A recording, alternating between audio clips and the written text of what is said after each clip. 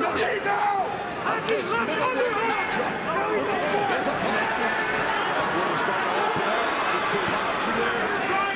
Back to the guard. Puts him in the triangle, the body lock. Mastayev's corner saying release the triangle. You've got to work it. 45 seconds. 40 seconds. 40 seconds. He's coming. Let's go. Both guys bring out a ton of energy. They're both exhausted right now. Stay at the zero. Don't punch. Porter is definitely back from being hurt. Mastayev's in a position where he can't get himself on his back, and he needs to. He knows where to run. You're not Based upon the fact that the first 2 rounds probably went to Porter. The ebb and flow of professional mixed martial arts on display in our opener here at Bellator 264. Ty Savage Porter and the debuting Haji Bestayev go the distance.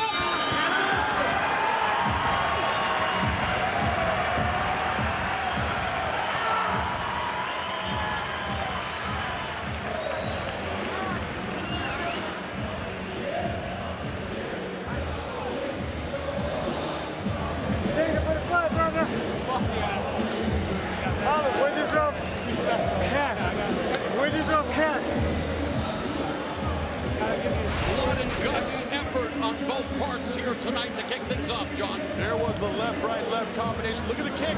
He was coming up. That was landed well. Beautiful job. But again, look at what Bestayev did. He starts to walk away instead of going after him at that moment. Look at him go down. You see Porter go down.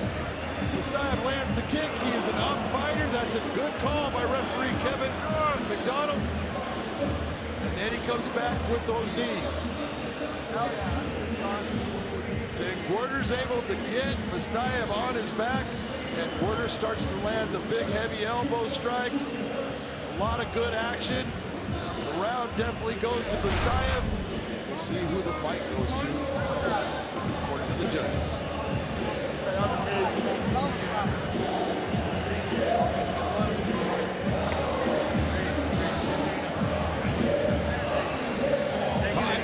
Suffering the cut, but will he prove to be a cut above the Bellator MMA newcomer Haji Bestayev?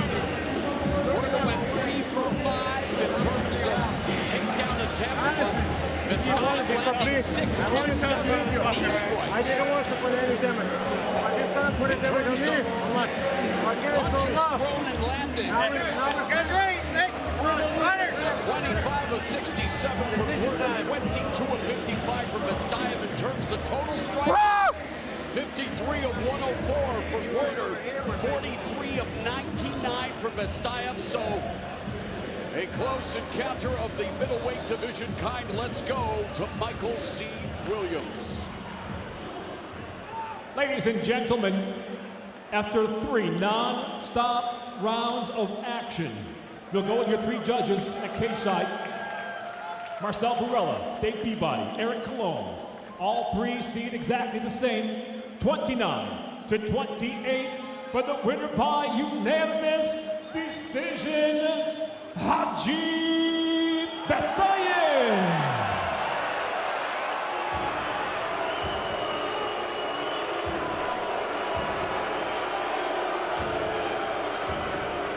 The crowd has voiced their opinion of the judging in this fight.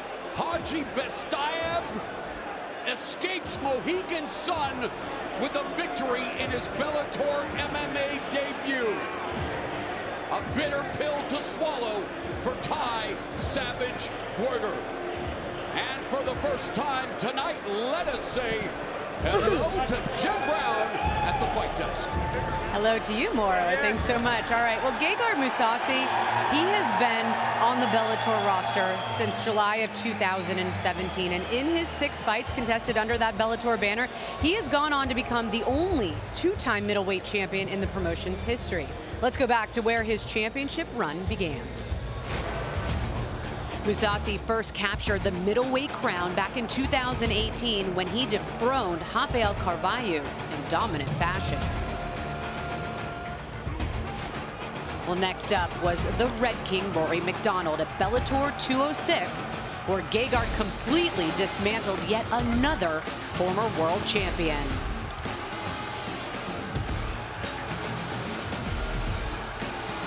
Well, then came his only misstep in the Bellator cage when he lost the belt to Jiu-Jitsu king Rafael Lovato Jr.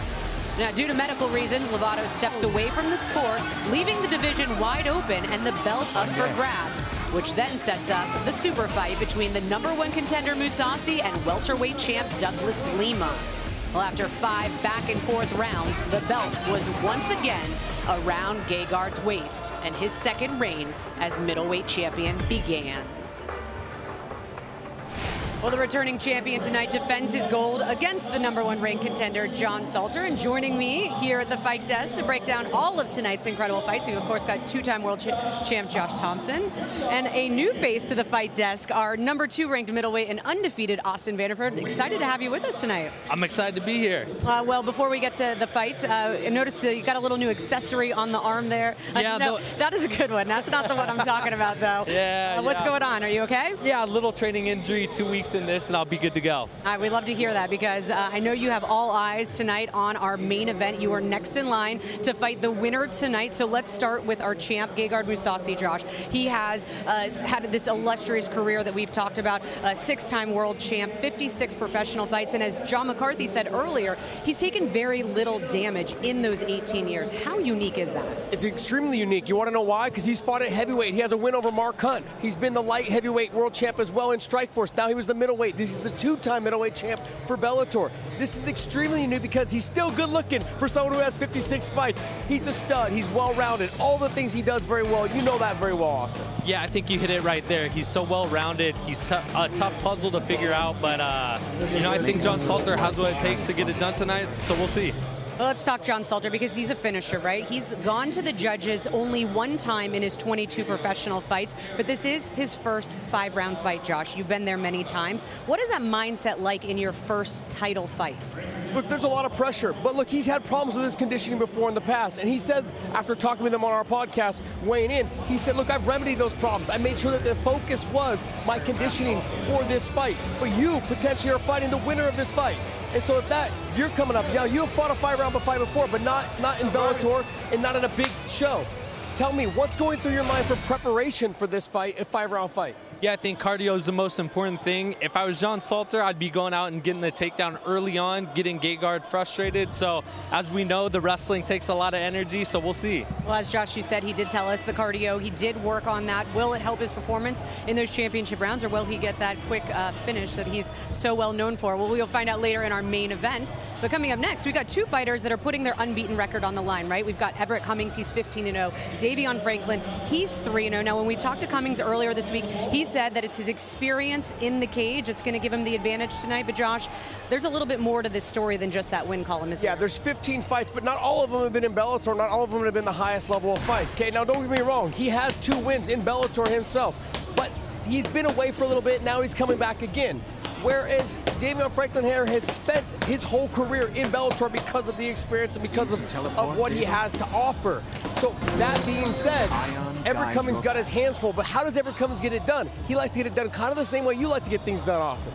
Yeah, I think for him, again, getting an early takedown, throwing off the rhythm of Davion Franklin, and making him think twice about coming forward hard with those heavy strikes. All right, good advice there. Well, Moro, as we'd love to say here on Showtime, someone's O has got to go. Back down to you. All right, Jen, yes, indeed, a meeting of undefeated heavyweights. #7 ranked all day, Davion Franklin, taking on a member of the Agua Caliente band of Cahuilla Indians in Palm Springs, California, Everett Cummings. Now making his way to the cage, Everett Cummings. Cummings returns to Bellator MMA for a 3rd stint, most recently competed for the promotion in January of 2018.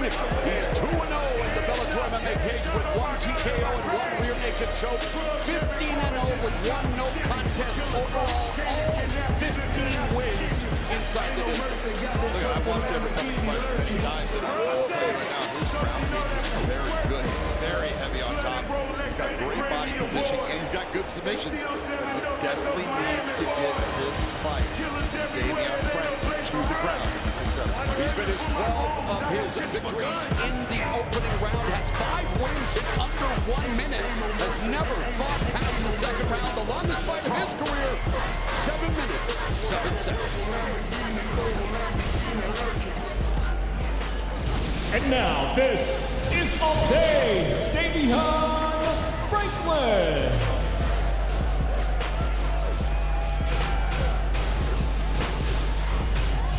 27-year-old all-day Davion Franklin. All of his professional MMA fights have taken place here in Bellator MMA, where he's 3-0 with the 2 knockouts and is coming off a terrific performance against a title king at Bellator 259 in May of this year.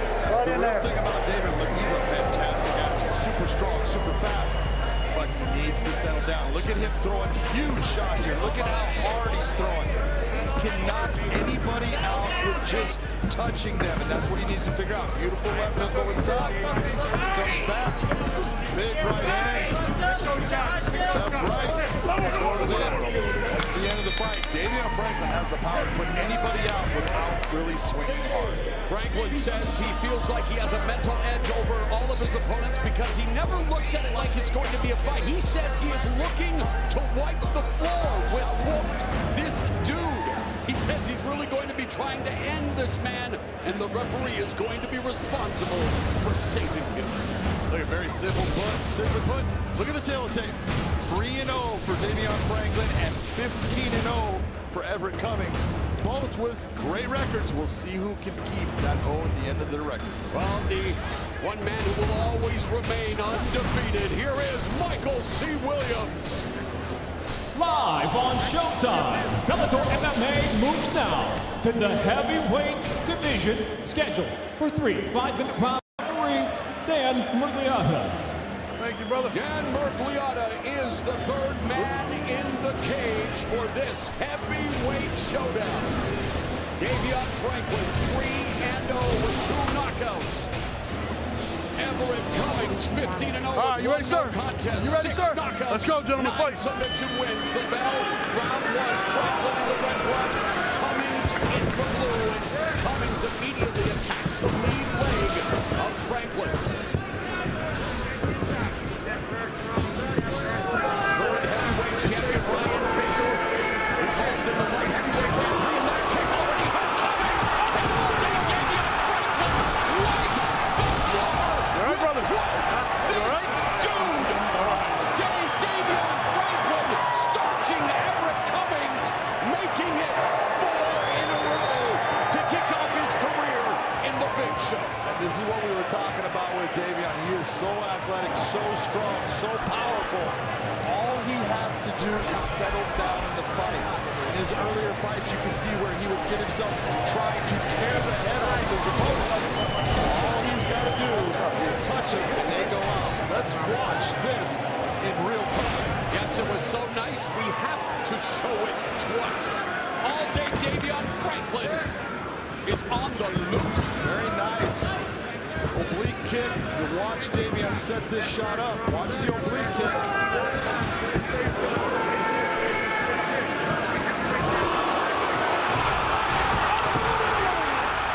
Davion Franklin, oblique kick. Trains with John Jones and Jackson Wink. Oblique kick. High kick comes up. Right to the body. But then he lands this big shot. Right hand comes there. When he hits the ground, that shot right there with the right hand, that's the one that did it. All day Davion Franklin all over Everett Cummings. And for Davion Franklin, all of his knockout victories have come in the opening round. Representing Jackson Wink, there's Mike Winklejohn, who just told him that was a great kick, man. And yeah, Mike Winklejohn knows a thing or two about kicks. Look, he's hurt right now. Tim Johnson is the interim heavyweight champion. He will face Fedor Emelianenko in the big Bellator MMA show in Russia. Ryan Bader, the heavyweight champion, involved in the light heavyweight Grand Prix, and Davion Franklin came into this fight ranked number 7, already in the top 10. Having just successfully completed his 4th fight as a professional, hopefully Everett Cummings will be okay after eating those nasty shots. Let's go to Michael C. Williams. Ladies and gentlemen, inside the Bellator cage, it comes to an end. 21 seconds into round number 1. The winner by knockout, still undefeated all day, Davion Franklin. Great sign of sportsmanship by Everett Cummings, a proud member of the Agua Caliente band of Cahuilla Indians in Palm Springs, California, tasting defeat for the first time, but the night belongs to the undefeated heavyweight, standing by with Big John McCarthy. Ladies and gentlemen, I am here with your winner, Davion Franklin. Davion, let's talk about all of that fight, because it didn't last long. You threw an oblique kick that caused him a big problem. You threw that with a lot of power. It pushed him back. And then you went with a high kick. Tell me what you were thinking about how you wanted to attack him. I was just thinking about putting him out, getting him out in the first round. That was my goal this whole time. Well, then you met your goal, because you definitely put him out in the first round. But your power is incredible, and we've talked about you not having to try to hit people hard, and you're going to be able to put them out. What did you just learn from that? I just learned just to keep going. Well, I'll tell you what, your power is incredible. I cannot wait to watch you in this Bellator cage again. You're now 4-0 as a heavyweight here in Bellator. Is there anybody that you have your sights on? Yeah. Hey, I heard Czech Congo commenting under Everett Cummings' Instagram post, saying that Everett was going to tap me out.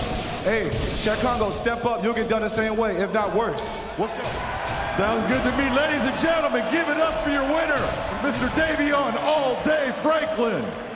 Well, Czech Congo first has business to tend to with Sergey Karatanov 1 week from tonight, in fact, next Friday at Bellator 265. And for All Day Davion Franklin, a member of Jackson Wink MMA Elevation Nation, hey, his ceiling could be sky high in this heavyweight division. Let's go back to the fight desk. Well, thanks, Mauro. Hey, we talk about guys always calling out and taking advantage of that opportunity, and only his 4th professional fight. Good job there calling out Czech Congo, huh? Cannot waste a moment, and Mr. All Day did not waste that moment. Davion Franklin had a great performance, and what we saw tonight, Big John and I talk about it all the time when it comes to Davion Franklin, is the composure. You see, he has the power. Watch when he lands this right hand. It grimaces, it just glances right off the top of his head. That was all it took, because he possesses that power. He doesn't need to load up. He doesn't need to go super hard. All he's got to do is land. Look, it doesn't matter if you put his head into the 2nd row or into the 15th row. It's still off of his shoulders, and he showed he has all that talent, and he showed it again tonight. Yeah, that's what, we hear a lot. Just touch them up. And when you're that big, that explosive, and that powerful, it's just all you got to do is touch them, you're going to put them out. Great job by him tonight, picking up his 4th win in the Bellator cage and remaining undefeated. Congrats to him. Look forward to seeing more from him. All right, well, tomorrow on Showtime Championship Boxing, Olympic gold medalist Guillermo Rigundao meets the current WBO bantamweight titleist John Riel Casimero. It is a battle for the 118 belt tomorrow at 10 Eastern, 7 Pacific. Well, then next Friday, August 20th, Bellator MMA is back for a heavyweight bout of epic proportions. We just heard him talk about Czech Congo there. He returns to fight Sergey Karatanov in South Dakota. And then the month is capped off with a pay-per-view everyone will be talking about. Sunday, August 29th, internet star and professional boxer Jake Paul meets MMA champion Tyron Woodley. Don't want to miss that one. Well, from one merger of boxing and MMA to a special night of Showtime's combat sports, September 18th, Showtime Championship Boxing and Bellator share the screen with back-to-back events. It begins with a super bantamweight world title unification. It's a bout between Brandon Figueroa and Stephen Fulton Jr. And then Bellator MMA immediately follows with a light heavyweight clash. It is the much anticipated Bellator debut of Yoel Romero. His first test, the former 205-pound champion, and Mr. Phil Wonderful Davis. Well, if you follow combat sports, there is no denying that Showtime has got you covered. All right, still to come in our main event, a 6-time world champion and one of the greatest mixed martial artists of all time. He returns to the cage to defend his Bellator middleweight championship belt. Now, Gegard Mousasi is a 56-fight veteran of the sport. He says it's his experience as well as his conditioning that gives him the advantage tonight. Well, his opponent tonight, John Salter, the division's top-rate contender. He's put together 8 wins in his last 9 trips to the Bellator cage. He's also carved out the reputation as one of the most consistent finishers in Bellator MMA history. Well, he told us that his biggest key to victory tonight will be to keep Mousasi guessing with his striking and his wrestling. Well, Bellator wanted to do a deeper dive on the man, John Salter, so we booked him a guest spot on one of the hottest podcasts in MMA. Here is Big John McCarthy and Josh Thompson weighing in. All right, they say styles make fights. Well, Bellator 264's main event should prove just that. The middleweight world champion, Gegard Mousasi, defends his belt against submission specialist John Salter. Josh, let's talk about the #1 ranked challenger, John Salter. John Salter's one of those good old Southern boys. He fell in love with football and wrestling. Wrestling ended up leading him to his career in MMA. He's had an 18-4 record. He's flown under the radar since then, but now is finally getting his title shot against Gegard Mousasi for the middleweight Bellator World Championship. John Salter, thank you for coming on the Weighing In podcast. Talk to me about how you're feeling for this fight. I feel great. Put in a long camp. I've known this was coming for a while, so I've been prepping for it for a while, and I can't imagine it going any better. Feel good, weight's right, everything's where it needs to be right now. Look, I know you'll stand and bang, but I believe that your wrestling will be the biggest factor in you getting the win over Gegard. If you believe that, how so? Yeah, I know, styles make fights and styles work out, different ways. But I do think that I am the better wrestler, and that's going to really change the way Gegard's got to fight me. He can't just come after me because he knows I can put him on his back when I'm ready. And I'm not just a lay and pray wrestler that's going to hold on to him and not threaten on the ground. I'm not a guy that's going to make mistakes and let him stiff arm me off. I'm going to keep the pressure on him. I do think that makes a big difference for him, and the way he's been able to walk a lot of people down, he's not going to go do that to me. So I'm looking at this almost like a legacy fight. When you're fighting a guy like Gegard Mousasi, what does it mean to you to be able to have this fight against a guy like him? Well, like we said earlier, I've kind of flown under the radar. So I think this is my opportunity to really show what level I am and to prove that I belong there with the top guys in the world and to be the world champ. I know there's a lot that motivates you, but let's talk about the timing of your firstborn child happening just weeks before your biggest fight of your career. Having a daughter has just been great. Everything I do here just sets up my future with her after fighting. And that means, these next couple of years, I've really got to win a lot of fights and make sure that, I can step away from fighting at a time when I can really spend a lot of time with her.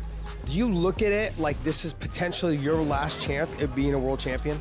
I think I have to look at that every fight that way. This is my last chance to do this, and you never know what's going to happen in the future, but I'm guaranteed to get to fight for the title. There's no guarantees after that. Everything that I'm doing right now is with the intent that I will never get this opportunity again. I've earned my time to fight for the title, so I just want everybody out there to know that I'm coming to fight and I'm coming to get that title. Well, Austin, we just heard Salter say there that he needs to use his wrestling to beat Gegard. You also come from that wrestling base. What is it so special, though, about his wrestling that's gotten him this title shot tonight? It's his ability to blend the wrestling and the grappling together. He's really good at getting on top, staying on top, and waiting for his opponent to make a mistake, and then he capitalizes on it. All right, well, we look forward to seeing him in the cage. We're going to hear his opponent tonight's interview with you guys a little bit later on. All right, well, coming up next, it's the number 3 versus number 4, Raufeon Stots. He's on an 8-fight win streak. Magomed Magomedov, he's on a 5-fight win streak. I know both of you guys are super pumped for this fight. So, Josh, why should fans at home be excited for this one? Because if they're nerds like me, I'm an MMA fan and I'm a nerd to the core. So when I sit here and watch this fight, I think about all the things that I'm going to see. I'm going to see wrestling, I'm going to see grappling, I'm going to see a little bit of sambo and judo mixed together. I'm going to see some top-level striking from Raufeon Stots. But you like to talk the wrestling because that is your forte. So why are you excited about this fight? Man, I think this is a classic American wrestling versus Dagestani wrestling. You're gonna get a lot of heat. I'll I'll take it. I'll take it. But no, seriously, you know, I think it'd be smartest thoughts to keep Magomed guessing, hit some takedowns, use that to set up his striking, and he's got the ability to get a finish. Let's talk Magomedov here then. What does he need to do tonight to get the win, Josh? He needs to do what he always does. I mean, he's not going to change his game plan based off of him fighting him. What he does, he gets right to the takedown. He hits the single leg or the double leg, works his way up to the body lock. And like you said, once he locks his hand, you are going for a ride. And as I train with a bunch of top-level Dagestani wrestlers, guess what? They like to joke how they give you first-class airline tickets on Dagestani airline flights because they are going to throw you, and you're going to end up on your head. And when you do scramble back to your feet, this is what you're going to see. He's going to jump to the back, get their hooks, get their arms wrapped around your neck, and there's just no escape. They're tough, they're gritty, and they are very smart when it comes to fight IQ. Yeah, and I think the other point, too, is just their relentlessness to get that takedown. If they don't get the first, they're going for the second, and they're probably going to get the third and the fourth, and that's what makes it so wearing. Well, EuroAion Stotts, he's also a good wrestler, but it's a different style of wrestling. So, Austin, what does he need to do tonight to get the win? Like I said, I think he needs to use his wrestling, but use it more to set up his striking. I think he's got the upper hand on their feet. He's explosive. He's got good technique. And I think he can knock them out if he can keep it up on their feet. Yeah, he doesn't need to do anything special. What he needs to do is keep the distance. He has a 3.5-inch reach advantage. But if it does go to the ground, he does threaten the submissions a little bit more often than Magomedov does. And so if he gets this to the ground, I can see him working for submissions. But I think in reality, if he wants to fight a smart fight, what he needs to do is make sure he keeps it on the feet like he did with Keith Lee. He was touching Keith Lee, touching him and touching him, making him work, keeping him guessing. Okay, if he does that, I think he'll have a lot more success. There's no reason to take this fight to the ground. He doesn't need to. He possesses the speed, the power, and the accuracy of training with guys like Sergio Pettis, guys over at Duke Rufus Sports. I mean, those guys are extremely talented on the feet, on the ground, and they're relentless in their attacks. EuroAion Stotts is probably one of the most well-rounded fighters we have on the Bellator roster. It has to do with whether he will go ahead and get after it, and he needs to fight a very smart fight. If he doesn't fight a smart fight, it could be a long night if those hands get wrapped around him and locked. Yeah, I agree. You never really know how hard it is to get off the bomb with those Dagestanis until you actually feel it. I know talking to him, he's prepared for it, so we'll see. Well, both men told us this week that they feel like the winner of tonight's fight, and I think we would agree, should be that next in line to fight the champ Sergio Pettis. So a lot on the line for both of these men tonight. All right, Mauro, let's get to it. Thank you very much. Bellator MMA bantamweight division loaded for bear. A couple of bantamweights who hope to keep moving on up, like George and Wheezy. Number 3, Magomedov against number 4, EuroAion Stotts. And now set to make his way to the cage, EuroAion Superstar.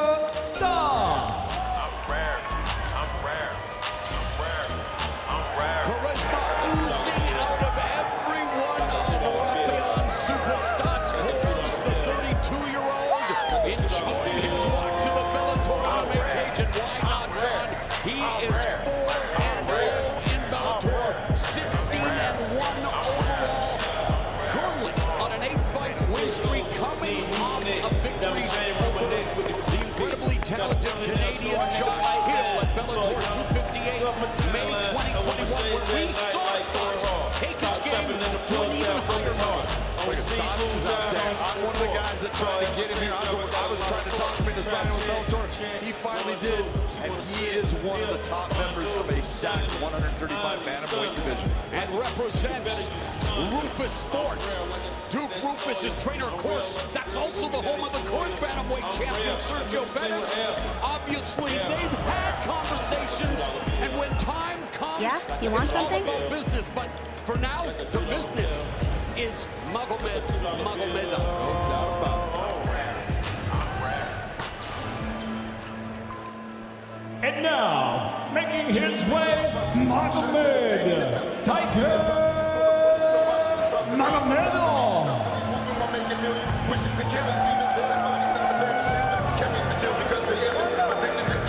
Magomed Tiger Magomedov, the 29-year-old, starting a sterling record of 18-1. The only loss coming to former UFC bantamweight champion Gilter Jan. He holds a notable victory over the aforementioned Jan. Has won 5 in a row.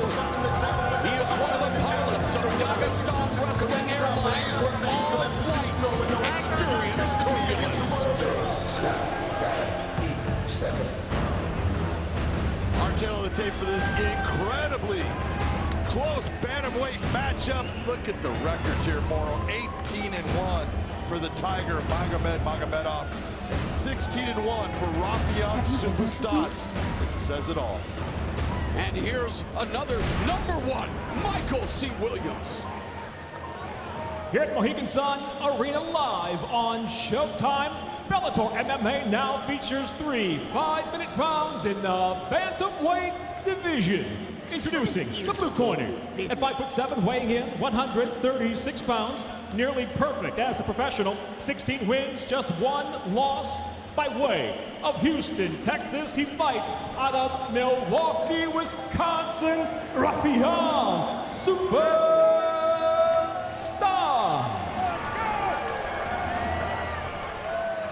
And across the cage, his adversary fights out of the red corner.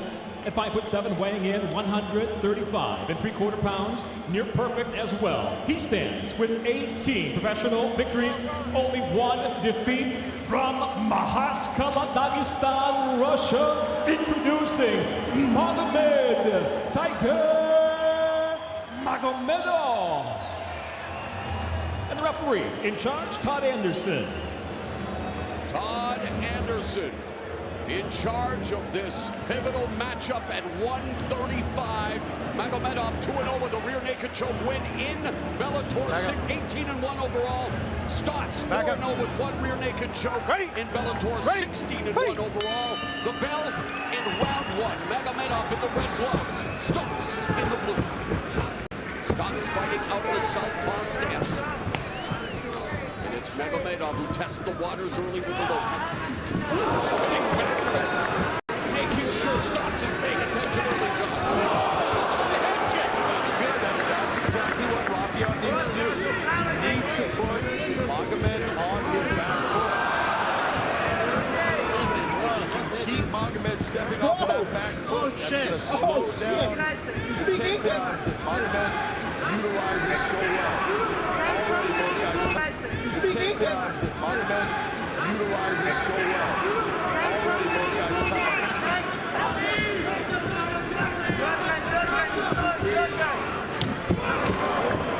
Magomedov representing the Dagestan Fighter Club, as we mentioned. Stotts representing Rufus Sport, the home of the current Bellator bantamweight champion Sergio Pettis. #1 ranked contender is the former champion Juan Archuleta. #2 is Patrick Mix. And you are seeing #3, Magomedov, against #4, EuroAion Stotts. And Magomedov with the level change, and Stotts lightning quick to go down low. And hit back. Very good. Duke Rufus on the left of your screen. Scott Cushman on the right. Yeah, beautiful. The kick will be there.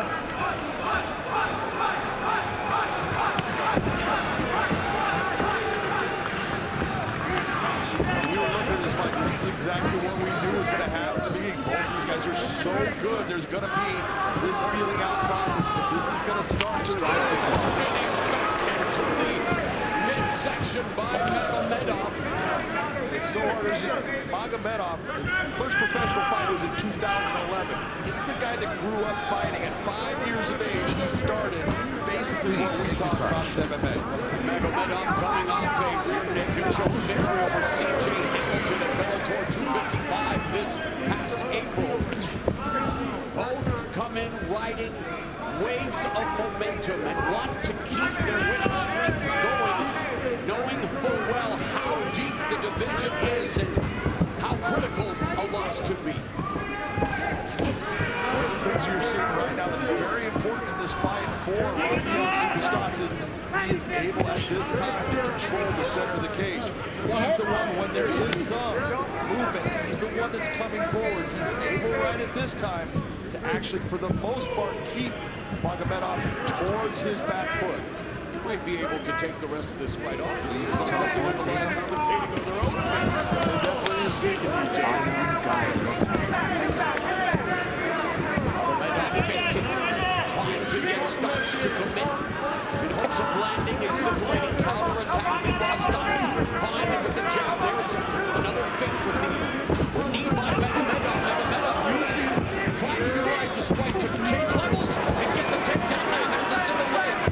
Let's see what he does with this. Let's see how Rafael's able to stop it. Because he knows that if Magomed gets those hands clasped together with both legs, Is this he's Dave a definitely gonna go business? for a ride.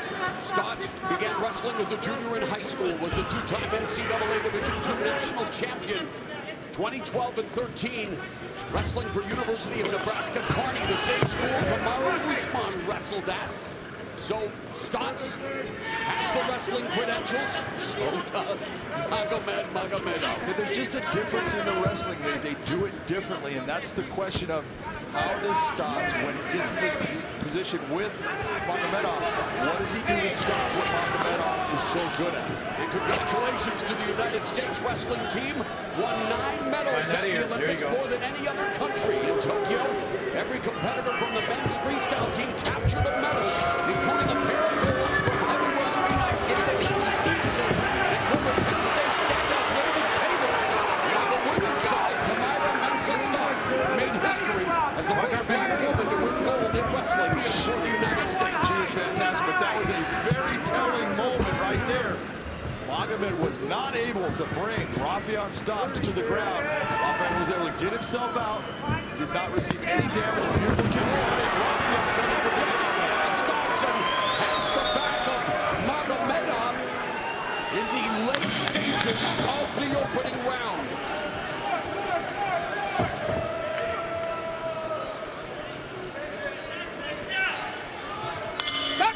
Up we go, boys. Well, we are definitely looking forward to what Showtime Sports has on tap this summer. Here's how you will never miss a fight.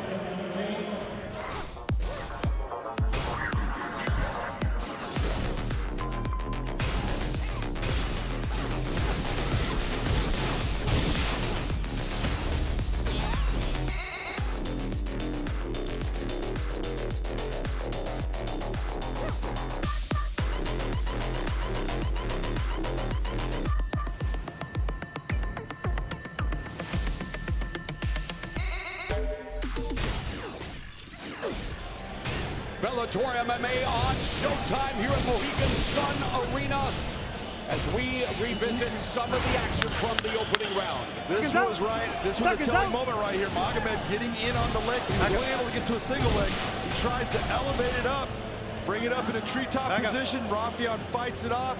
Look at that, post on the head, pushes him back, and then comes with his own takedown. Nice little double leg takedown, gets position. Takedown 1-0. Rafael Stotts. Well, in round 2, Stotts said that, yeah, people are going to think it's all talk and he's trying to hype himself up, but Stotts told us he truly believes he is better than Magomedov everywhere. He feels stronger than him, faster than him, bigger than him, and he feels like his technique is superior to Tiger Magomedov, who would refute all of the things I just said. Had a chance to visit with Magomedov and his camp over this week. Very congenial, affable individuals with an incredible love for the sport and a scintillating attack by Magomedov. When he makes attacks like you just saw, Rafael Stotts needs to take advantage of it because he overextended on that and did not pay the price for it. And a single leg picked up again by Magomedov, and it was thwarted the first time by Stotts. In fact, Magomedov 0 for 4 in the takedown department thus far, while Stotts is 1 for 1. 1 minute gone in the second. This is where Stotts needs to figure out, I cannot just sit on it.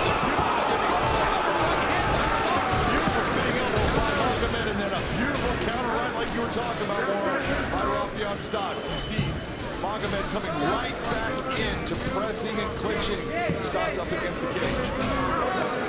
Magomedov, proud, married father of a son and a daughter. For Stotts, he grew up in Houston, Texas, lost his mother, Rosemary, as a teenager, channeled his grief into wrestling and became mixed martial arts, and now he's fighting from his back against Magomedov, who has tremendous competition. Notice what we were talking about, those hands got clinched together, and even when he took them down, the hands are still clinched together. That's the difference with the Dagestanis. Able to control position, beautiful reversal by Rafael Stotts. Rafael Stotts, some would say that was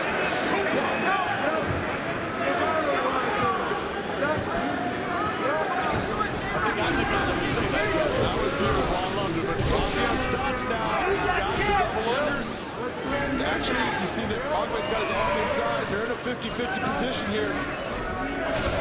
And Magomedov now turning the tables as Stotts creates separation again, fighting out the southpaw stance. High-level mixed martial arts, number 3 ranked Magomedov, number 4 ranked Stotts, putting it all on the line here tonight.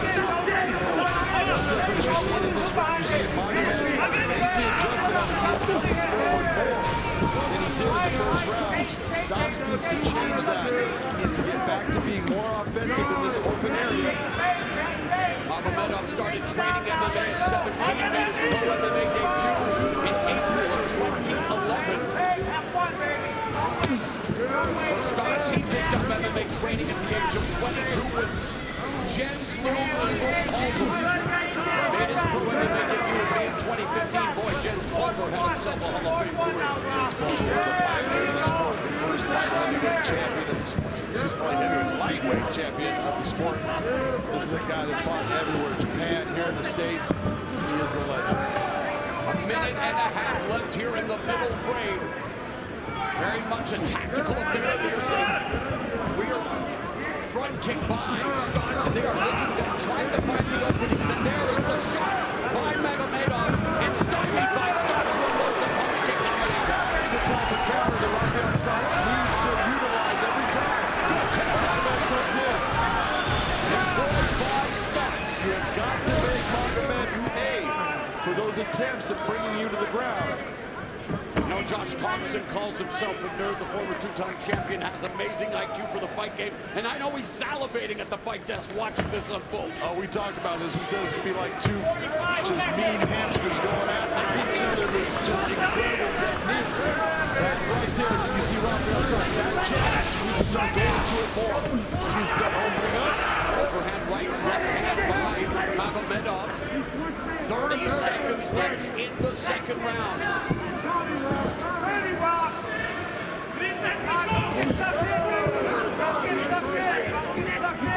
Oh, spinning back fist that's blocked by Stotts. Very flashy technique. No clash of the heads, Marco. Speed on display. Final 10 seconds of the second. We are flying through this critical 135-pound battle in the Bellator bantamweight division. So much at stake. Right now, people need to understand the level that you are watching. These two gentlemen in the bantamweight division, this is as good as it gets. Every time he kicks at you, press back, jump him, or chase back and take him down, okay? Really good. You're doing great defending the wrestling. A little more output though this round. Double, triple, boom. Just start letting it go. I don't care, 4 or 5 of them. The cross will come, the kick will come off of the head, or if we can get the TD, all right, baby? Here comes Magomed trying to pull him off of the cage. Gets him over, but is unable to do anything with the position. It's a beautiful reversal and a step over by Rafael Stotts. Look at him bring his body backside on it. Now he's got the back. That's just the athleticism, and then the little striking exchanges. Beautiful sprawl by Rafael Stotts that comes after him with offense. Love it. Hey, ready? These two world-class athletes putting the mixed in mixed martial arts third and final round. How do you have it after 10 minutes on your unofficial scorecard, BJM? I'll tell you right now, this fight could be going the other way. Right now, I believe that Rafael Stotts is the one that's landed the better strikes overall. I think he's got the takedowns as far as what we're seeing. It's close, though. The judges could go either way. We talk about their striking Stotts. We sing the praises of Duke Rufus and Rufus Sport. Magomedov has worked with another noted striking coach, Mark Henry, as we look at total strikes landed. Total strikes landed very close, 23 to 21. It's the difference in the power that they landed. Like that shot right there, that was a beautiful right hand. That just popped Magomed. As good as advertised, as close as expected. Switch kick by Magomedov. That's a switch kick that hits the arm. That does have a story. He needs to make it pay. This is what I'm talking about. When he goes for that last ankle lock. Beautifully executed by Stotts, and he grabs Magomedov's back. He's got a hook in now. Magomed turning. He's got to choke.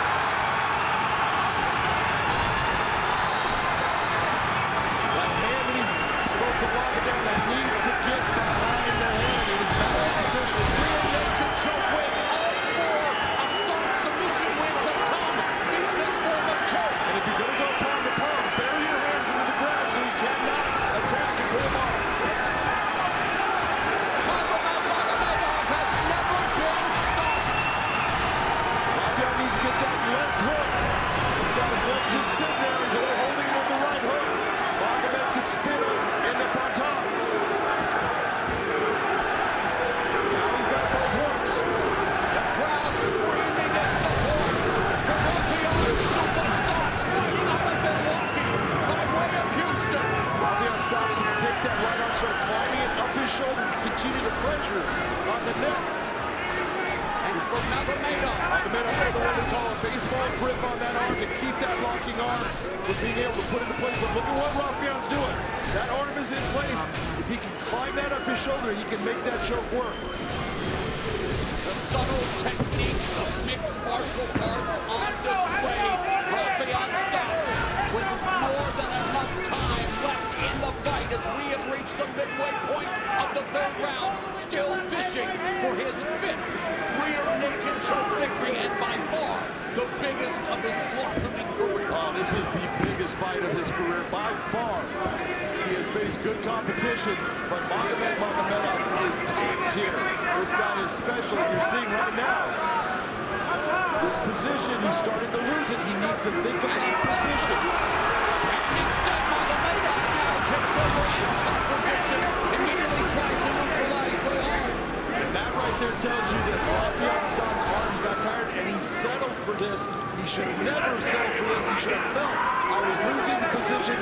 Let me not worry about the neck and let me get back to a position where I can control. For Magomedov, he did his entire camp in Toms River, New Jersey with Mark Henry. And now coming up on the final 90 seconds of the fight. Who wants it more? Who wants to move up? What is a loaded bantamweight division here in Bellator MMA? Magomed really now in half guard, really trying to control this. You see him going for that wrist. He loves to control and lace that leg, that arm over so he can start opening up with punches. And Stotts active off his back, trying to shrink, trying to escape. Magomedov Get himself, he needs to get to his hand. There you see his hand on the ground. Now you can start moving yourself up. He needs to be careful of his neck. Final minute left. Magomedov with 8 submissions, half of them via guillotine choke. 45 seconds left in this fight. Highly competitive affair between Magomedov and Rafael Stotts. Stotts looking for the back to escape. Beautiful take. Careful with his arm. Magomedov can go for the armbar. And he's got 2 armbar wins on his resume. Beautiful take of the back by Magomed. Magomedov and Rafael Stotts. High-level mixed martial arts, the final 15 seconds. And both Magomedov and Stotts have worked for every single second of what has been He watch the arm. a 15-minute encounter. They go to the judges, and many of the fans here in the Mohegan Sun on their feet, showcasing their approbation for 2 of the best at 135. I cannot explain all the things you were seeing. These guys are so good. That was a beautiful fight by both fighters. Moments for Rafael Stotts, moments for Magomedov. This is where you go. I'm glad I'm not a judge. Let's take a look. This is the takedown attempt by Magomedov. He shoots in Stotts' beautiful sprawl and then controls the head position and drives him forward, grabbing the ankle, gets the ankle, picks him over, goes for the back, gets one leg in, eventually gets his other hook, and it is as far as the level of who was in danger. Magomedov was in much more danger during that 3rd round than Rafael Stotts ever was. That's the difference in the round, and that's why I say Rafael Stotts should be the winner of this fight. You know who the winner is? Fans who watch it. level mixed martial arts. And we will sit on tenterhooks. As we await the official decision, Bellator MMA is proud to share the screen with Showtime's critically acclaimed premium entertainment. Let's see what's coming up here on Showtime.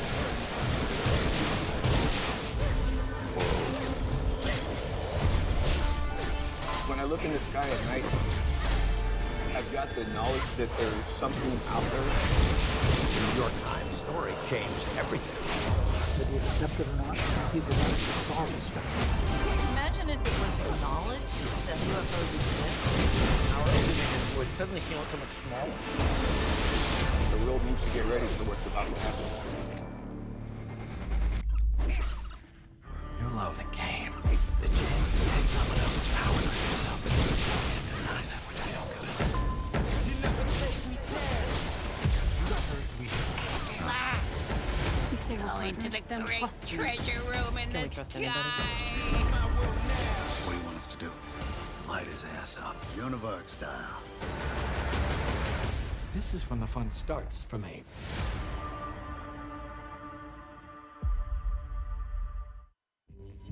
This case is poisoning my town. Just do your job, and I'll watch out for you. The oath we all took together was we do this for each other.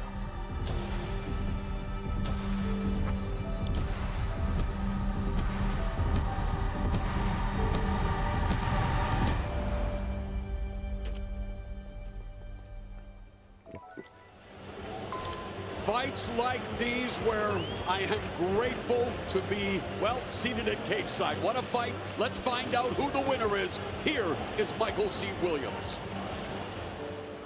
Ladies and gentlemen, for the decision, we'll go to your three judges at cage side.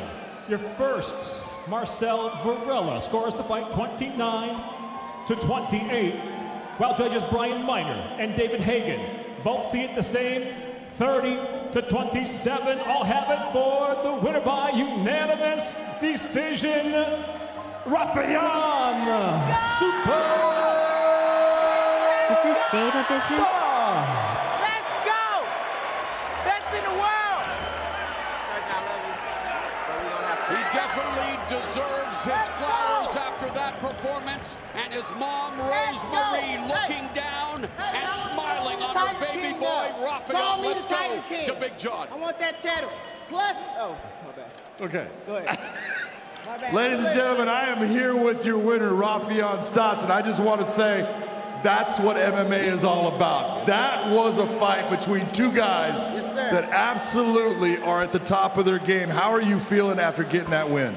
I'm feeling a lot better. I'm feeling like I got a lot of new Russian fans out there that been calling me monkey and all type of stuff. How y'all doing now? Let's talk about your idea as far as your wrestling. He kept shooting in, trying for the single leg. He did get you down at one time, and you did a beautiful reversal, stepping over his body and ending up on his back. I never claimed to be the best wrestler in MMA, but y'all better stop sleeping on my wrestling. I'm a two-time national champion for a reason, okay? American wrestling, we ain't playing around with Dagestan, no matter. And I got the Nigerian power backing me. Ain't nobody stopping me in the wrestling division. I'm the best wrestler in the division. Third round, you had the ability. You almost got the choke set in. How close did you think it was? I could hear him like gurgling and breathing, but I couldn't get my other arm freaking. I got to work on that with my homie Chris Wright. I got to work on that, and you know I'm going to work on it, and I'll be better next time. Ain't nobody going to get out of that motherfucker. All right, let's talk about your teammate, Sergio Pettis, carries the belt in the bantamweight division. You just put yourself in a position to possibly fight for it. Tell me what you want. Hey, what I would love is, what y'all think about a bantamweight $1 million tournament? Yeah, hey, let me fight Magomed again. Let's do a tournament because I want all the smoke. If I have to fight Sergio, you know I love you. We just got to do it. But if not, let's do a bantamweight tournament. I want to congratulate you on an incredible win. Ladies and gentlemen, the man, EuroAion Super Stotts. Let's go. On On the heels of the biggest win of his career, Rafion Stotts, he turns into a booker, a matchmaker. Let's go. Trying to help out Scott Coker by mentioning a Bellator MMA Bantamweight Grand Prix. You could sign me up for that. And by the way, Magomedov, a fantastic performance as well. But for Rafion Stotts, one word sums it up. Super! Let's go back to Ted Brown. Super it was. I don't know about you guys, because you were standing up watching the fight. I was sitting here.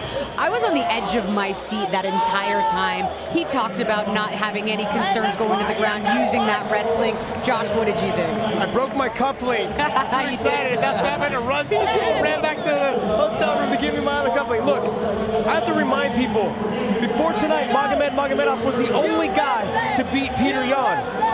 Okay, legitimate guy to beat Peter Yan. Tonight, Rafion Stotts ended up beating him, and he beat him legitimately in terms of stuff the takedowns, countered the wrestling, and touched him with the hands. He was very methodical about everything he did. It was a great fight. Yo, I'm not surprised. I'm impressed, man. He did everything he said he was going to do.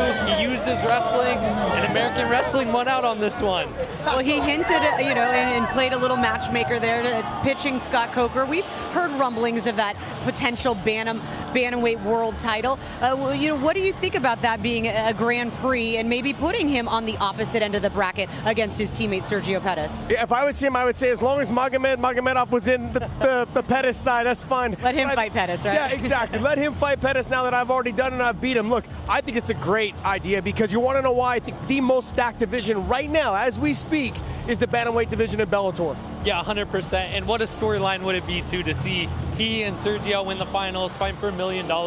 That's the stuff you write about. It'd be so fun. Praying textbook fight night mentality here. He looks focused. He looks calm. He is the embodiment of the silent assassin that he is. But earlier in the week, however, Josh Thompson and Big John McCarthy, well, they saw a lighter side of the Dreamcatcher. Bellator's 264 main event features one of the all-time greats, a world champion who's captured titles in 2 different weight classes across 4 different promotions. He is the 2-time reigning Bellator middleweight world champion. I'm talking about none other than the man, the myth, the legend, the Dreamcatcher, Mr. Gegard Mousasi, and we welcome you, Gegard. How are you doing? I'm good, my friend. Thanks for having me. Love having you on. Look, Gegard, as John said, you've been doing this for a long time. What exactly are you still doing this for? Money. I'm not gonna lie. I love it. Honesty. I love that. You tell him. Well, I do love the sport. Sometimes you hate it, but I don't think I would have been successful if I didn't like it. What else am I gonna do? I'm gonna be a scientist. You spent your early years being in Tehran, Iran, then you moved to the Netherlands. What was it like for you and your family in making that move? Well, I think it was difficult, especially for my parents. We were in a refugee camp for 1.5 years, so that wasn't a lot of fun. But at the end, I'm very happy and fortunate to live here. What exactly was it in you that made you want to be a fighter? Growing up, it was difficult to get girls, and I didn't have any money, so somehow I felt like, okay, with fighting, I will get things done, If you have 10 years in this sport, you're doing something right, and you have almost doubled that. Talk about fighting at such a high level for as long as you've been doing it. Well, I think I don't take a lot of damage in my fights. Don't usually get punched a lot. Also in training, I'm careful. All these fights, 56 fights, you don't like to get hit, or people don't like to get hit. Fighters, and myself included, when I fought for 20 years, it's like, look, we've kept our good looks. John can't speak for that because he doesn't know what it's like. But you and I, Gegard, we've kept our good looks after all of these fights. Let's talk about your opponent, John Salter. He's only had 1 fight in his whole career that's gone the distance. What's your assessment of him? I think he's very confident in his skills, especially against me. He feels like, okay, he can wrestle, he can do jiu-jitsu, and he feels like that's my weak point. Believe me, he's not going to take me down. Maybe once. Maybe once. Once. I might give him that.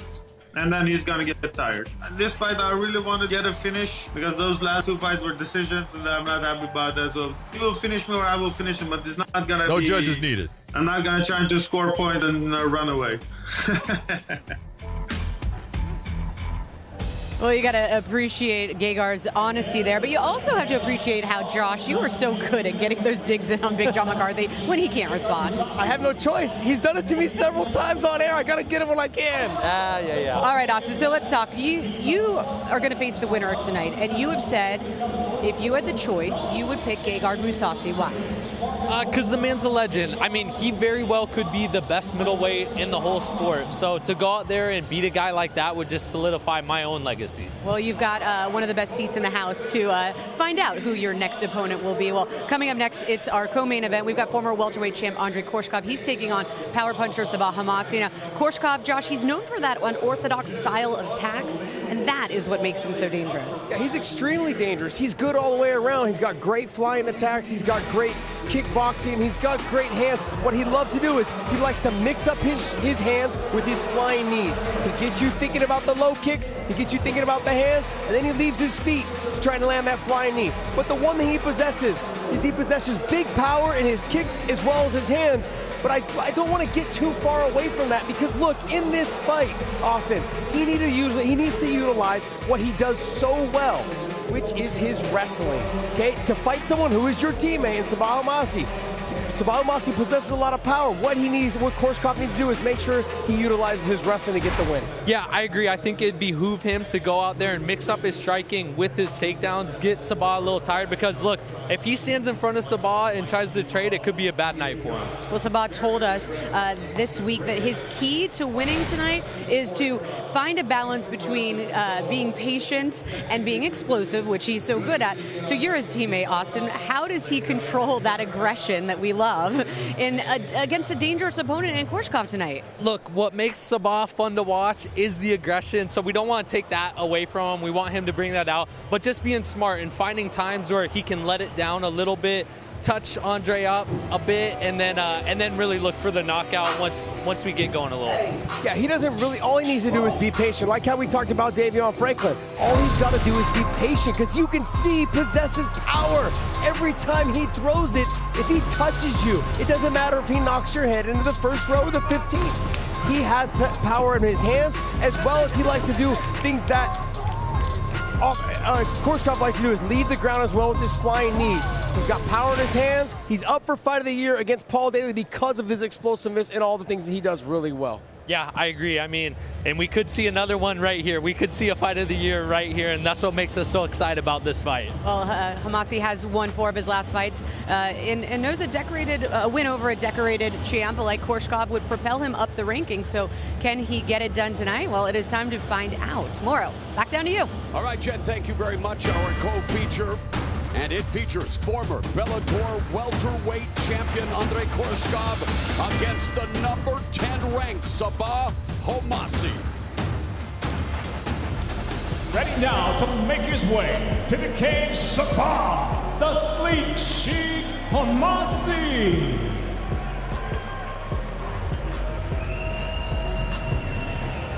Sabah Homasi coming off a fight of the year candidate against Paul Daley. April 16 of this year was a catchweight bout at 175 pounds. Homasi rocked and dropped Daley before Daley came back to stop Homasi in the second round. And Homasi, he made us chuckle, and I will never intentionally laugh at a professional mixed martial artist, but he told us that patience would be the key to victory. Homasi's many things. That's just not it. I don't think so. He is explosive. He's a stick of dynamite. He's ready to explode, and that's the way he fights, and he's got power. But he needs to be calm in this fight if he can. He's 3-1 since he returned to Bellator MMA for a third stint in November 2018 and welcomes back a former Bellator champion. And now making his way, Andrei Spartan Korshkov.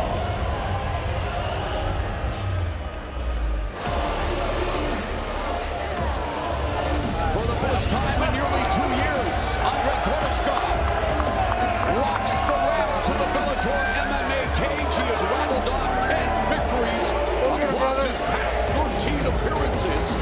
And that's a streak that includes first-round finishes. He last competed in his native Russia in February, submitting Adriano Rodriguez de Oliveira with an armbar. And when it comes to his opponent tonight, he says about Homasi, he's fast and explosive. He's a fast starter. That's about it. I'm better than him at everything. I'm way more experienced. I'm a better striker. I'm going to finish him. Our tail on the tape for this welterweight matchup. Take a look at that reach difference. Andre the Spartan Koreshkov at 76 inches, where Homasi's at 71. Homasi's got to come forward, step into him to land that power. Here's Michael C. Williams. Bellator MMA now presents the co-main event of the evening. 3 5-minute rounds in the welterweight division. And now live on Showtime, we introduce the blue corner. At 6 foot, weighing in 171 pounds, his professional record, 15 wins, 9 losses, fighting out of Delray Beach, Florida, Sabah, the Slick Sheik Homasi. And across the cage, his adversary fighting out of the red corner. At 6 foot 1, weighing in 170 3/4 pounds, the former Bellator welterweight world champion tonight returns with 23 professional victories, 4 defeats, fighting out of Omsk, Russia, presenting Andrei Spartan Koreshkov. And the referee in charge, Mike Beltran. Mike Beltran will be the man in charge for our co-main event. Critical contest at 170 pounds, the return of a former Bellator champion in Koreshkov against the hard-hitting Sabah. Gentlemen, first round. Ready to fight. Ready to fight. Let's go. Bell round 1, Koreshkov in the red gloves, Homasi in the blue gloves. Koreshkov competing in his 18th Bellator welterweight bout, the most appearances in Bellator welterweight history, and his 13 wins in Bellator welterweight competition are tied with former 3-time champion Douglas Lima for the most in divisional history. Lima and Koreshkov met 3 times, with Lima winning twice. And for Koreshkov, John, Alexander Shlemenko, former Bellator middleweight champion, in his corner, and you will see signs of Shlemenko style in Koreshkov. Absolutely, a lot of spinning attacks that the Storm was so famous for. Andre Koreshkov does those same attacks. It's a smart move right now by Homasi, landing those kicks in the leg, trying to slow the movement of Andre Koreshkov. Andre fights very long. He's got good power in everything he throws. Stay focused. He does have an outstanding wrestling game too. Homasi wants to give a big shout out to fellow Bellator MMA fighter Roman Faraldo, who recently had to pull out of his scheduled bout against John Ramirez due to the birth of his daughter. She suffered complications at birth and was in critical condition for a while. She's doing much better. And despite all of that, Faraldo made it a point to travel from Key West to Coconut Creek, Florida for Homasi's last week of training. Homasi extremely grateful, and we want to wish for all those baby girl Maxon all the best. Absolutely. Right now, Homasi just slowing things down. That's not a bad thing for him to do right now. These little tiny knees and everything to that inner thigh. It may not look like a lot, but it does start to make your leg heavy. Makes your movement not good. You see referee Mike Beltran is looking for more, though. He's starting to think about separating it. Koreshkov seeking the trick takedown. Homasi punching on the break, creating separation. Homasi has 6 wins via first round and knockout. And there's a spinning attack that was countered well, timed perfectly by Homasi. A very nice job of crushing that space and making that spin not work. That's exactly what you do when someone comes in. You can see the foot set up by Koreshkov when he's going to do that. That was a beautiful job by Homasi to step in and now has the back. Koreshkov believes a couple of big wins and he will be trying for another title shot. He says he doesn't have a huge desire to fight current champion Yaroslav Amosov because, well, they know each other and he would rather fight someone else. Amosov, of course, knocking off Douglas Lima. Lima currently ranked #1.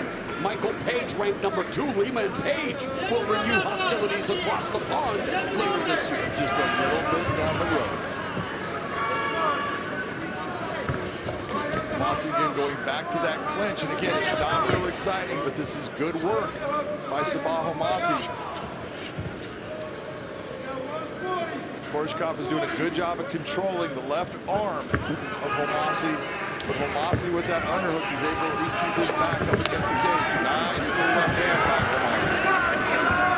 90 seconds left in the opening round. Homasi looking to bounce back, but that thriller against Paul Daly. And hey, are we seeing some patience in Homasi here in the first round? I'm telling you, we're seeing a lot of patience out of Sabaho. Head kick by Koreshkov, partially blocked by Homasi.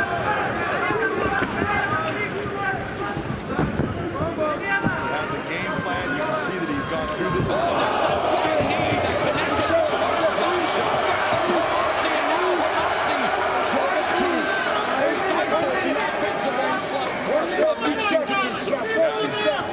But Koreshkov right now, he's in on that single leg. We'll see what he does. If he goes to a high crotch or runs it to a double. You look at Koreshkov's highlight reel. Defeated Vasil Barkosevic in just over a minute with a nasty spinning back kick to the body. 5 knockouts have been a result of devastating knees. There's a back elbow delivered by Homasi. Nice spinning kick by Homasi off of the cage. That's not easy to do. Homasi began training MMA at 18, made his pro debut in May of 2009. And there's Koreshkov again closing the distance. It's a nice knee by Andre Koreshkov. So Koreshkov reminding Bellator MMA fans of what made him a champion here in round 1. Nice elbow uppercut combination. Good round for both fighters. Yes.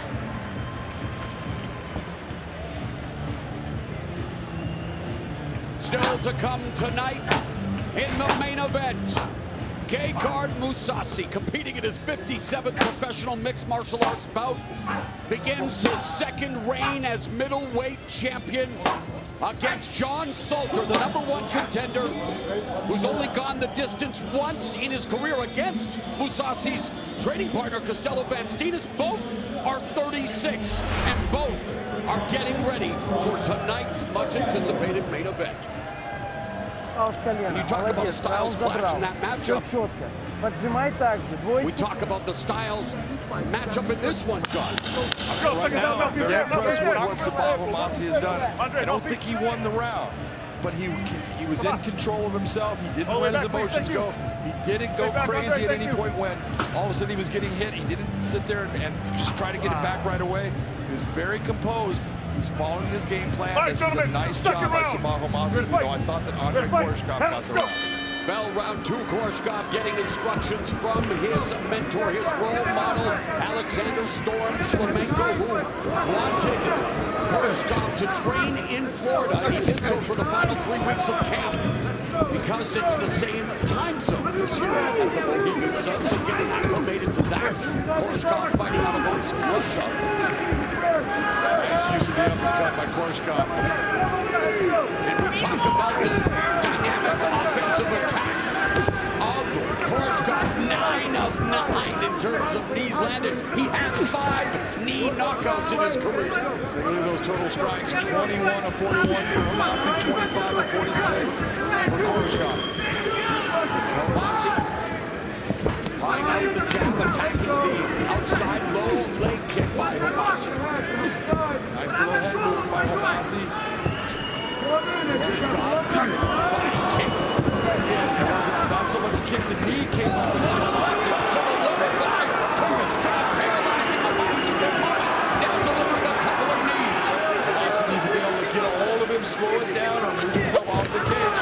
Nice little leap of the leg by Andre Koreshkov. What a beautiful lead leg left hook to the liver by Koreshkov. You talk about punch placement, John. That's exactly it. And this is what makes it. He's a sniper. He is so good at just picking his opponent apart, seeing the opening, and then attacking.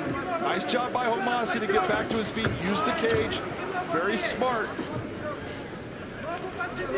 Koreshkov practiced ballroom dancing as a child. Forget moves like Jagger, more like moves like Baryshnikov, my man. Or, I guess Baryshnikov wasn't a ballroom dancer. But here in this dance of destiny tonight, Homasi looking to bounce back from the loss to Daly.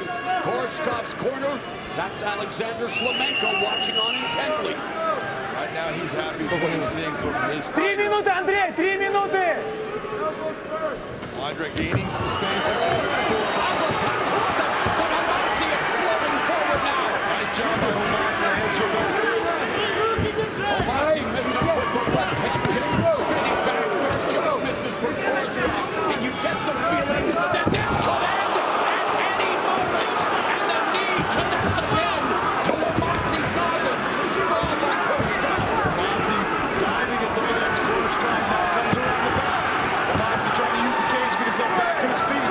Just past the midpoint of the round and fight. Andrei Koreshkov continues to clobber Sabah Homasi. Has him against the fence. Homasi blood in his eye. Homasi got cut in that exchange up against the cage from the uppercuts. And it's the diversity of Koreshkov's attack that you have to be so impressed with. So perfectly put, Ronald. It is the diversity, and what makes him so dangerous is he's good everywhere. Including wrestling. Takedown with authority. You saw Homasi's trying to hook the leg so he could not be elevated. It didn't work. Koreshkov gets it and is now in full mount. Koreshkov really went to work on his wrestling after being knocked out by two-time Dan Hodge Trophy winner and former Bellator champion Ben Askren. Has definitely shored up his wrestling since then. He knew from that fight, okay, there's something I have to do. Right now, Koreshkov's in a position he can get an arm triangle. Homasi trying to work his way to get his back towards the cage to help him get back up. Koreshkov turns 31 in 10 days, has 4 submission wins on his resume, 3 arm bars and a nose choke. Perhaps fishing for a rear naked choke, and there he is looking to put his arm underneath Sabah Homasi, final minute of the round. This is why everyone wants to avoid Andrei Koreshkov when it comes to getting in a fight, because he's just good everywhere. And when he is in a position, he doesn't get excited. He's smart, looking to build the body with the knee. Everything he does is calculated, it's thought out, and it's always in control. Beautiful. Shot right to the ribs with the knee. Homasi trying to sit out on that, did not work. Trying to escape, final 30 seconds of the second round, and it has been an offensive onslaught for Andrei Koreshkov. 38-9 in terms of strikes landed here in the second round, and he continues to tee off on Homasi. Homasi hanging tough, but he's going to have to figure out a way to stop the offense of Koreshkov.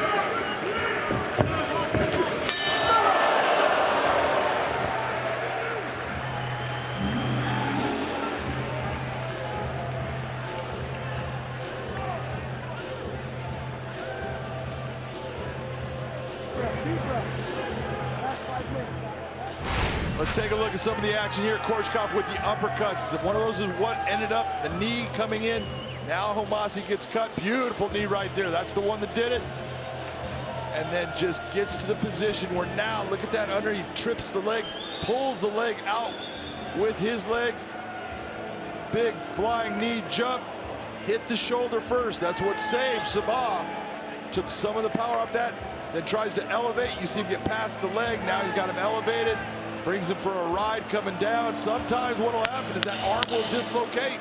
Great job by Andrei Koreshkov. It wasn't Matt Hughes versus Frank Trigg, but I saw the attempt. It was close.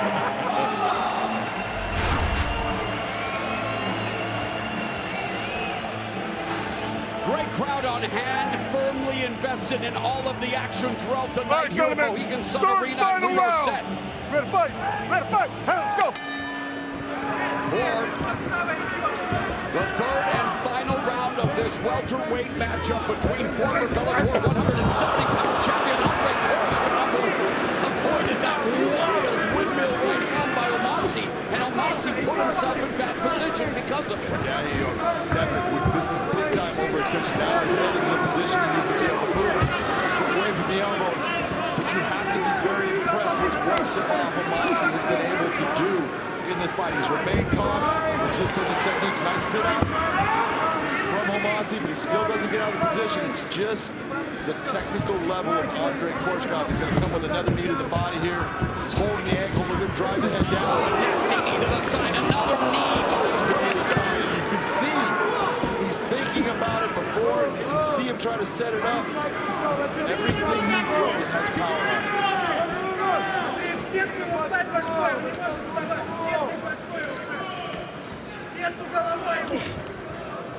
Well, based on what we have seen thus far tonight from Andre Koreshkov, and with less than 4 minutes now left in the third round, should Koreshkov prevail, he would obviously crash the top 10 rankings again. And here's a former champion who obviously has designs on getting to the summit again. Again, like I said, fighting Andre Koreshkov is not something most welterweights want to do because he is so solid everywhere. You can't find the... And kudos to Omasi coming off an entertaining but bitter defeat to Paul Daly, saying, you know what, I'll step up, I'll prove my worth, I'll show you that I'm a real fighter, and here he is tonight against one of the best in the world. And that's what you love about Sabah. Look at Sabah has a true belief in himself. And he's in a position right now, he needs to get off of his back, he needs to open up that guard. He was trying to do that earlier. He started taking some shots, and that's why it's closed. But he needs to go back to putting his feet on the hip. He's got to get himself up off of the ground, because if he stays here, he has no chance of winning this fight. You know, we mentioned that lead left hook to the liver that was one of the more eye-catching shots delivered by Koreshkov, who believes, like I do and so many others, that body shots are extremely underestimated in MMA and even in boxing at times, but we're seeing people begin to go to the body more. Oh, just look at the way that he does it with the knees, even when it's in the fights on a grounded position. He gets himself to an angle, into a position he can land a heavy knee to the body. Sabah trying to get himself back to the cage so he can get himself back to his feet. Now Koreshkov looking to put in the hooks, trying to find a way to navigate a potential rear naked choke attempt against Omasi, with 2 minutes left in the fight. Nice job. Omasi turns into him.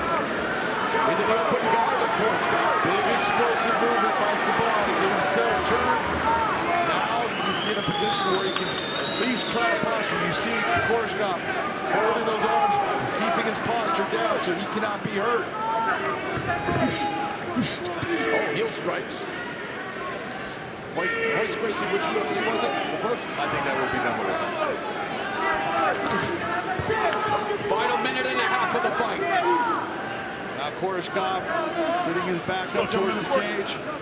Sabah, you cannot play. Sabah's trying to hold him down right now. He's taking a lot of shots. He needs to figure out, I've got to start to posture and start to do damage here. He's trying to keep Koreshkov from using that cage to get himself back up. Omasi told us he wanted to remain calm, cool, and collected. Now is not that time. He needs to explode. A minute left in this fight. Yeah, but you got to really be impressed with the fight that Omasi has put on. Yeah, I am impressed. I'm saying he's not winning, but he has really fought probably one of the most intelligent fight IQ I've ever seen him fight. And yet, if he wants to pull out the victory, now's the time to let it all hang out. And that's exactly what he's trying to do. And it only takes one. I've seen too many fights end heavy elbows from the top position. It only takes one. You can put your opponent out. It's the flexibility of Koreshkov on display. Nice job of rubber guard by Koreshkov. You can swing that over. You can go to a go-go plata if he wants to bring it under the neck, or you can try it for an uwa plata to change positions. Well, a nice bounce-back performance for Sabah Omasi. It may not be enough to record the victory, but again, he was in against one of the best 170-pounders on the planet, Andre Koreshkov. Sabah Omasi go the distance.